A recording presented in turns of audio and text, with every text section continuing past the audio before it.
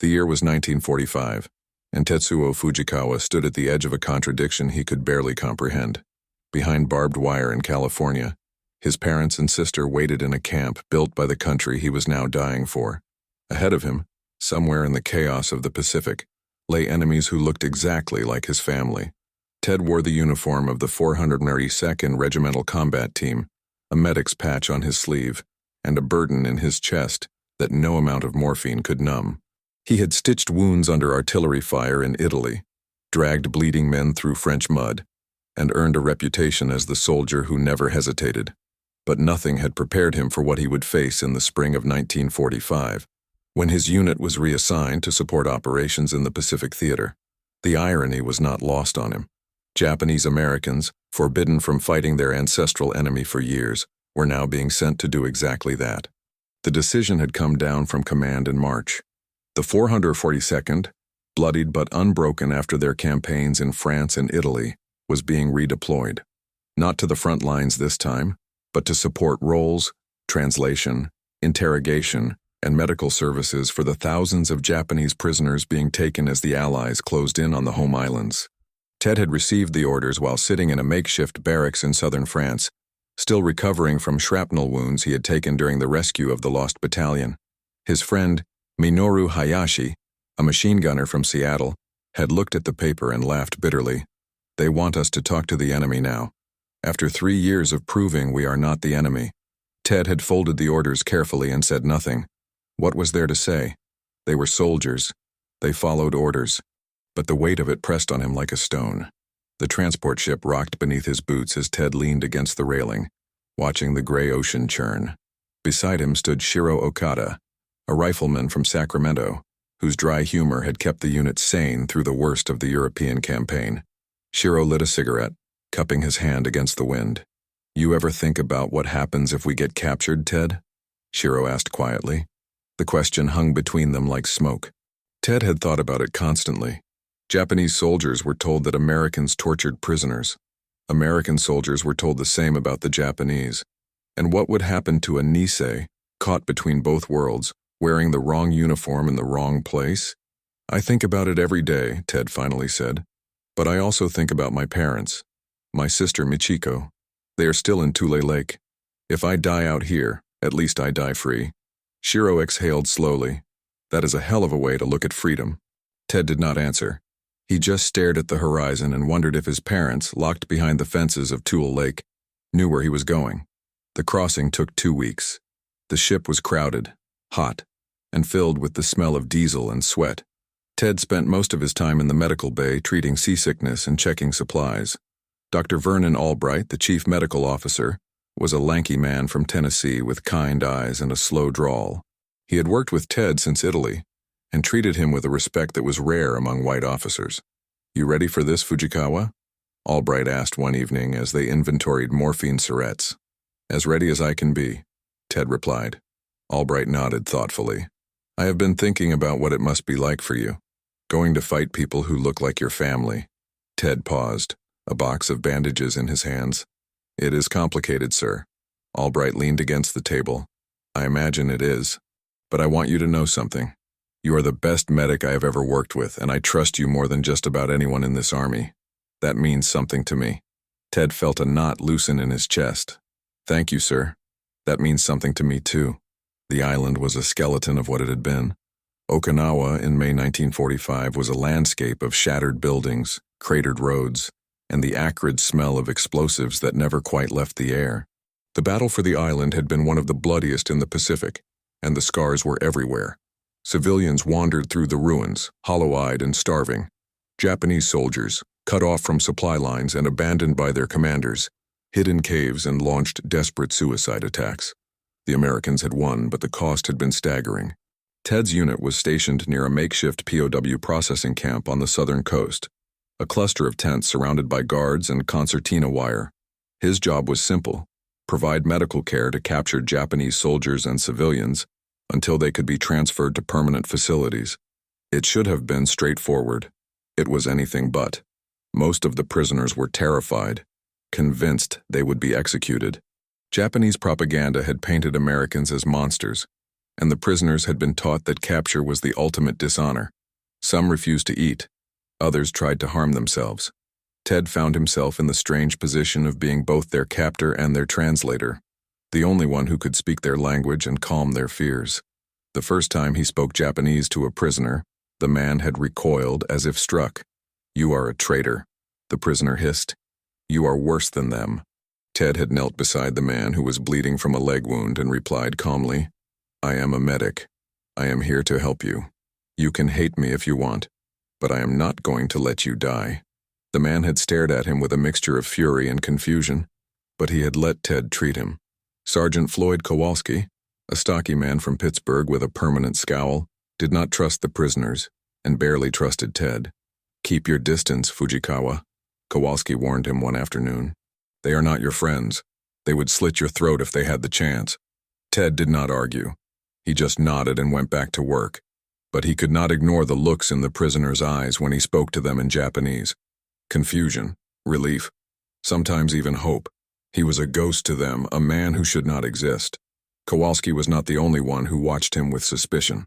Corporal Elmer Briggs, a guard from Alabama, made it clear he did not like the idea of a Japanese American working with Japanese prisoners. "How do we know you are not helping them?" Briggs asked one day, his hand resting on his rifle. "How do we know you are not passing information?" Ted had looked him dead in the eye and said, "Because I have bled for this country more than you ever will. And if you have a problem with that, take it up with Sergeant Kowalski." Briggs had backed down, but the tension remained. Ted knew he was being watched. He knew that one mistake, one perceived act of disloyalty, could destroy everything he had fought for. One evening, as the sun dipped below the horizon and cast the camp in amber light, a commotion erupted near the intake area. Ted grabbed his medkit and ran toward the noise. A group of guards had just brought in a new batch of prisoners, mostly civilians pulled from caves and bunkers. Among them was a young woman, visibly pregnant, her face pale and streaked with dirt. She was trembling so violently that she could barely stand. The guards were shouting at her in English, trying to get her to move, but she just stood frozen, eyes wide with terror. One of the guards, Private Wendell Hutchins, grabbed her arm roughly. "Move it, lady. We do not have all day." The woman let out a strangled cry and collapsed to her knees. Ted pushed through the crowd and held up a hand. "Let me talk to her," he said. Kowalski shot him a warning look but stepped aside. "You have 2 minutes, Fujikawa. Make it count." Ted approached slowly, hands visible, and spoke in Japanese. "You are safe. No one will hurt you." The woman's eyes snapped to his face, and for a moment she looked even more frightened, as if she could not comprehend what she was hearing. "Who are you?" she whispered. "My name is Tetsuo Fujikawa. I am a medic with the American Army. You are a prisoner now, but you will be treated fairly, I promise." Her lips trembled. "They said you would kill us, that you would torture us and throw us into the sea.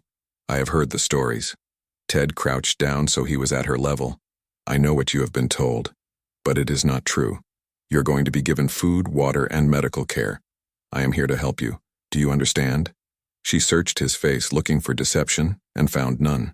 Her legs buckled, and Ted caught her before she hit the ground. She was burning with fever, her breathing shallow and rapid. He called for a stretcher and had her moved to the medical tent immediately. Dr. Vernon Albright met him inside, already pulling on gloves. "What have we got?" Albright asked. "Pregnant, malnourished, dehydrated, and possibly infected," Ted replied, already checking her pulse. "Her temperature is dangerously high. We need to stabilize her now, or we will lose both of them." Albright moved with practiced efficiency, setting up an IV line while Ted cut away the woman's tattered clothing to assess her injuries. She had bruises on her arms and legs, cuts that had become infected, and signs of severe malnutrition. Her belly was swollen, but Ted could not tell if the pregnancy was progressing normally. He pressed his stethoscope to her abdomen and listened. There, a faint, rapid heartbeat. The baby was alive. For the next 3 hours, Ted and Albright worked to save her life. They administered fluids, antibiotics, and carefully monitored her vitals. The woman drifted in and out of consciousness, murmuring words Ted could barely make out. Once, she cried out a name, Hiroshi, over and over. Hiroshi. Ted did not know who Hiroshi was, but he could guess. A husband, a brother, someone lost. When she finally opened her eyes again, It was past midnight. The camp was quiet except for the distant hum of generators. Ted sat beside her cot exhausted, his uniform stained with sweat and blood. "Where am I?" she asked weakly. "You are in an American medical facility. You collapsed. We have been treating you." Her hand moved instinctively to her belly. "My baby." "Your baby is alive," Ted said gently. "But you need to rest and eat. You have been through a lot." Tears welled in her eyes. "They told us you would kill us, that Americans were devils." Ted felt a tightness in his chest.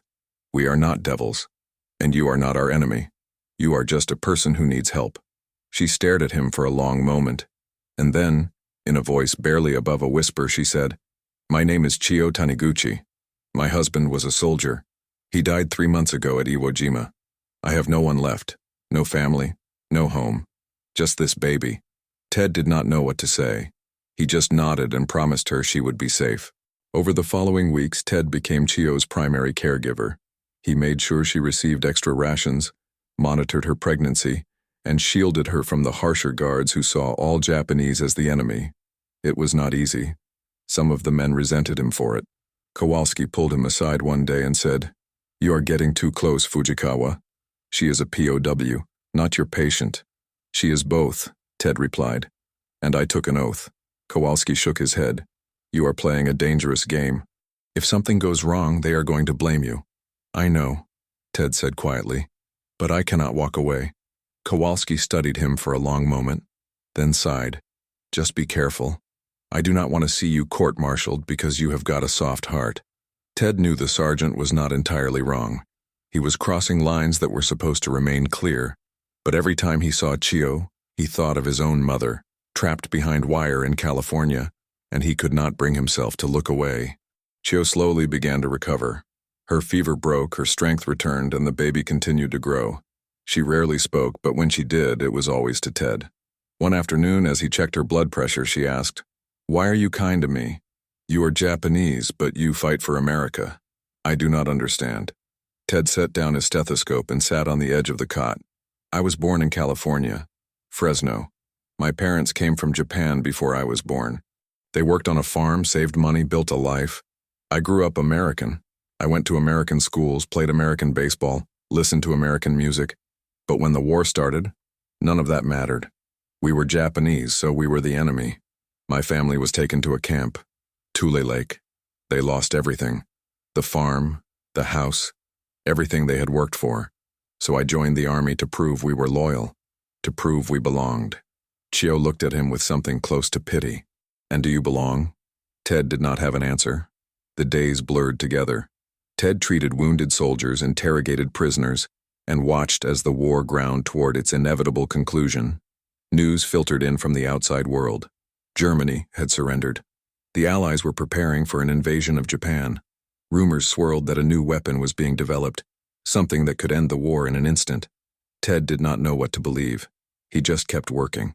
One night he found Chio sitting outside the medical tent staring at the stars. She had been given permission to move around the camp under supervision, and she often spent her evenings alone, lost in thought. Ted sat down beside her. "Cannot sleep?" he asked.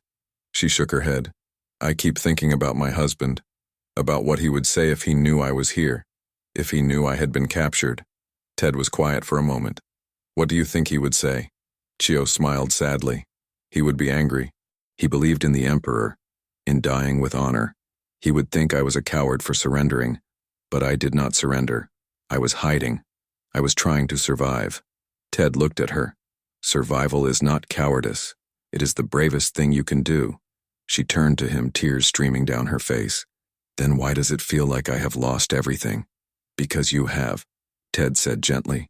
"But you are still here, and so is your baby. That means something." Chio wiped her eyes. "You are a strange man, Tetsuo Fujikawa. You fight for a country that locks up your family. You care for people who hate you. Why?" Ted thought about it. "Because if I do not, then what was it all for? All the blood, all the pain, all the friends I lost. If I become as hateful as the people who put my family in a camp, then they win. So I choose to be better. I choose to see people, not enemies." Chio nodded slowly. "I think your parents would be proud of you." Ted hoped she was right. After the war ended in August, the POW camps began to empty. Prisoners were processed, interviewed, and prepared for repatriation to Japan. The atomic bombs had brought a swift and terrible end to the conflict, and now the world was left to pick up the pieces. Chio gave birth in early September. A healthy boy she named Isamu, which meant courage. Ted was there when it happened, helping Albright deliver the child in the same tent where he had first saved her life. It was a difficult labor, and there were moments when Ted feared they would lose her. But Chio was stronger than she looked. She fought through the pain, and when the baby finally came, his cries filled the tent like a declaration of life. When Chio held her son for the first time, she looked up at Ted with tears streaming down her face. "You gave him a chance to live. You gave me a reason to keep going. I will never forget this." Ted smiled, exhausted and relieved. "Just take care of him. That is all I ask." Chio cradled Isamu close. "I will, and I will tell him about you, about the soldier who showed me that not all Americans are monsters, that not all Japanese are enemies. I will tell him that kindness exists, even in war." A week later, Chio and Isamu were transferred to a repatriation ship bound for Japan. Ted walked with her to the dock, carrying her small bag of belongings. The ship was massive, crowded with prisoners heading home to a country that had been devastated by war. Chio stopped at the gangplank and turned to Ted. "I do not know if I will ever see you again," she said, "but I will pray for you. Every day, I will pray that you find peace." Ted felt a lump in his throat. "I will pray for you too, for you and Isamu. I hope you find a good life." Chio bowed deeply, the formal bow of gratitude. "Thank you, Tetsuo Fujikawa. You saved us." Ted watched as she boarded the ship, holding Isamu tightly. He stood on the dock until the ship disappeared over the horizon, and then he turned and walked back to camp. He never saw her again. Life moved on. Ted returned to the United States in late 1945, reunited with his family and tried to forget the war. His parents had been released from Tule Lake, but they had nothing to return to. The farm was gone, sold off while they were imprisoned. They moved to San Jose and started over, working in factories and struggling to rebuild. Ted enrolled in nursing school on the GI Bill, determined to make something of himself. He rarely talked about the war. When people asked, he would say he served in Europe and leave it at that. The Pacific was too complicated, too painful. He met Grace Hironaka at a community dance in 1948. She was a third-generation Japanese American, a sansei, who had spent the war years in the Topaz camp in Utah. She understood what it meant to carry invisible scars. They married a year later and built a quiet life together. Ted worked as a nurse at a veterans hospital. Grace became a librarian. They had no children, but they had each other, and that was enough. The years passed. The 1950s became the 1960s, then the 1970s. Ted grew older, his hair turned gray, and the memories of Okinawa faded into something distant and dreamlike. He thought about Chio sometimes, wondered if she had survived, if Isamu had grown up healthy, but he had no way of knowing. The war had scattered millions of people across the globe, and most of them never found each other again. By 1984, Ted was 61 years old, semi-retired and spending most of his days tending to a small garden behind his house. Grace had taken up painting, filling their home with vibrant landscapes and abstract shapes. They lived simply, content with the rhythms of ordinary life. It was a quiet October afternoon when the black car pulled up in front of their house. Ted was pruning roses when he noticed it. A sleek sedan with tinted windows, foreign-made, expensive-looking. He straightened up, wiping his hands on his jeans, and watched as the driver's door opened. A man in his late 30s stepped out, tall and well-dressed in a dark suit. He had the careful posture of someone used to boardrooms and international flights. He looked directly at Ted and hesitated, as if unsure whether to approach. Ted felt a strange flutter in his chest, something he had not felt in decades. The man walked up the driveway slowly, his expression unreadable. When he stopped a few feet away, he bowed deeply, the formal bow of someone raised in Japan. "Are you Tetsuo Fujikawa?" the man asked in accented but clear English. Ted's throat tightened. "Yes, I am." The man straightened, and there were tears in his eyes. "My name is Isamu Taniguchi. 40 years ago, you saved my mother's life. You saved my life. I have been searching for you for 2 years." The world seemed to tilt. Ted gripped the edge of the fence to steady himself. Chio. The man nodded. She never forgot you. She told me the story my entire life. The American soldier who spoke Japanese. The medic who treated her like a human being when everyone else saw her as the enemy. She made me promise that if I ever had the chance I would find you and thank you. Ted could not speak. His vision blurred and he realized he was crying. Isamu reached into his jacket and pulled out a folded letter, worn and yellowed with age. She wrote this in 1950, he said quietly. She wanted you to have it, but she had no way to send it. She did not even know your full name. She only knew you as Ted, the medic from California. It took me years to track you down. I hired investigators, searched military records, contacted veteran organizations, and finally I found you. Ted took the letter with trembling hands. Grace appeared in the doorway, alerted by the commotion, and froze when she saw her husband's face.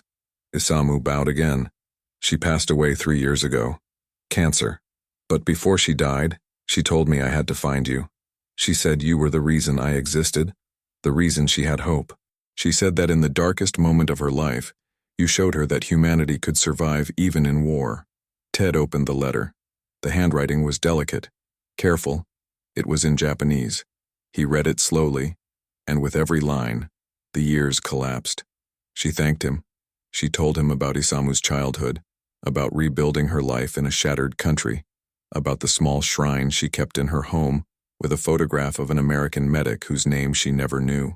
She told him she prayed for him every day, that she hoped he found peace, that she wished she could tell him just once that he had been her light in the darkest moment of her life.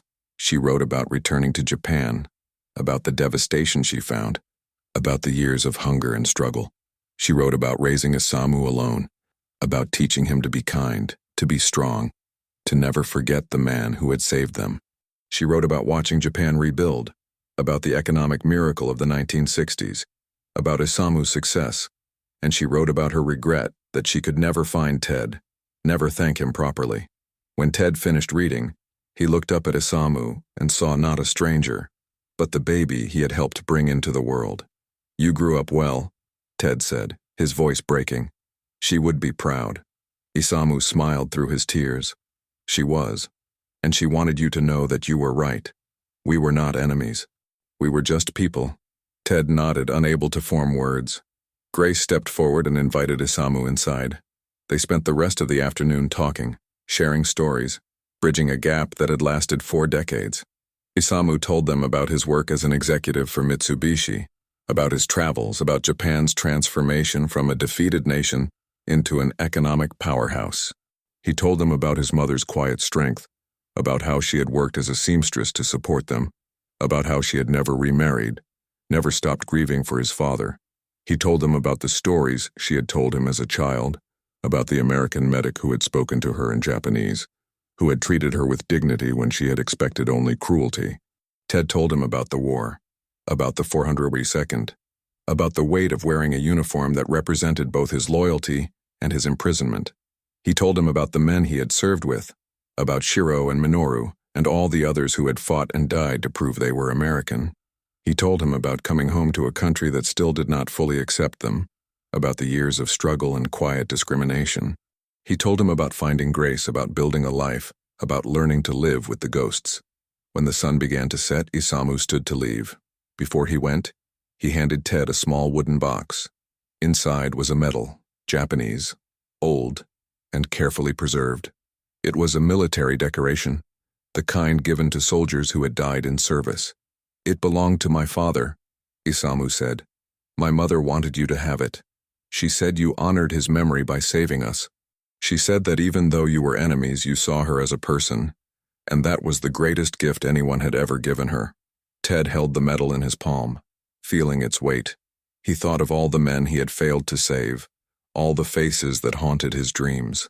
And he thought of Chio, alone and terrified, holding her newborn son in a tent on Okinawa. Thank you, Ted whispered, for finding me, for remembering. Isamu bowed one last time. Thank you, Mr. Fujikawa, for everything. My mother used to say that the world is full of darkness, but that every act of kindness is a light that pushes it back. You were her light, and because of you, I am here. Because of you, I have children of my own. Because of you, Her story did not end in that camp. The black car pulled away, disappearing down the street. Ted stood in the driveway, clutching the letter and the medal, and for the first time in 40 years, he felt something close to peace. Grace took his hand. "You saved them," she said softly.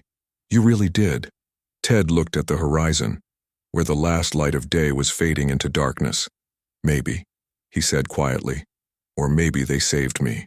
That night, Ted could not sleep. He sat in his study, rereading Chio's letter, tracing the characters with his finger. He thought about the choices he had made, the lines he had crossed, the risks he had taken. He thought about Kowalski's warnings, about the suspicion and hatred he had faced. And he thought about Isamu standing in his driveway, living proof that compassion could survive even the worst horrors humanity could inflict on itself. Grace found him there in the early hours of the morning, the letter still in his hands. "Are you okay?" she asked. Ted looked up at her and smiled. "I think I am. For the first time in a long time, I think I am." The story of Tetsuo Fujikawa and Chio Taniguchi is not unique. Across the battlefields of World War II, there were countless moments of humanity, small acts of kindness that defied the machinery of war, soldiers who spared civilians, medics who treated enemy wounded, people who chose to see each other as human beings rather than abstractions. These stories are often forgotten, buried beneath the grand narratives of battles and strategies. But they matter. They matter because they remind us that even in the darkest times, we have a choice. We can choose cruelty, or we can choose compassion. We can choose to see enemies, or we can choose to see people.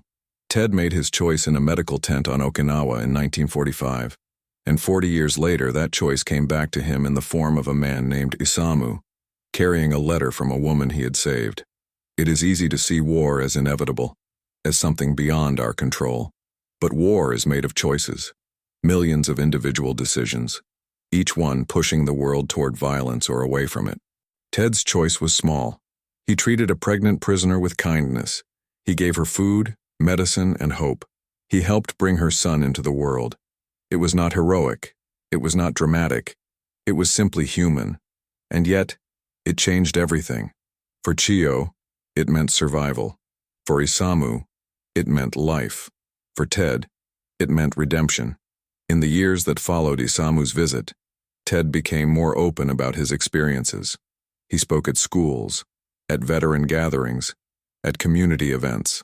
He told the story of Chio and Isamu, and he told the story of the 442nd, of the men who had fought for a country that imprisoned their families. He told these stories not to glorify war, but to remind people of the cost of hatred and the power of compassion. Grace often accompanied him, adding her own perspective as someone who had lived through the internment camps. Together, they became voices for a generation that had been silenced, a generation that had endured injustice and still chose to believe in the possibility of a better world. Ted passed away in 1996 at the age of 73. Grace was by his side. In his final days, he spoke often of Chio, of Isamu, of the letter that had found him after 40 years. He died peacefully, holding Grace's hand, a small wooden box on the table beside him. Inside the box was a Japanese military medal, a reminder that even enemies can honor each other, that even in war, humanity can survive. Isamu attended the funeral, traveling from Japan with his wife and children. He stood beside Grace as they lowered Ted into the ground, and he told stories about the man who had saved his mother, the medic who had shown that kindness could exist even in the worst of times. And when it was over, when the last words had been spoken and the last flowers laid, Isamu placed a single white rose on Ted's grave.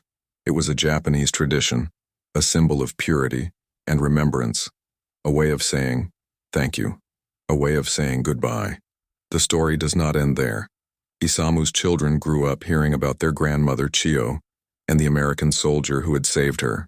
They passed the story to their own children, and it became part of their family's history, a reminder that their very existence was owed to an act of compassion in the middle of a brutal war.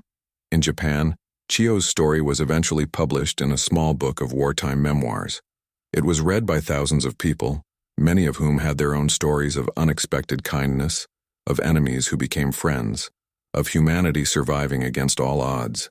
In America, Ted's story became part of the legacy of the 442nd Regimental Combat Team, a unit that had fought not just for victory, but for recognition, for dignity, for the right to be seen as fully American.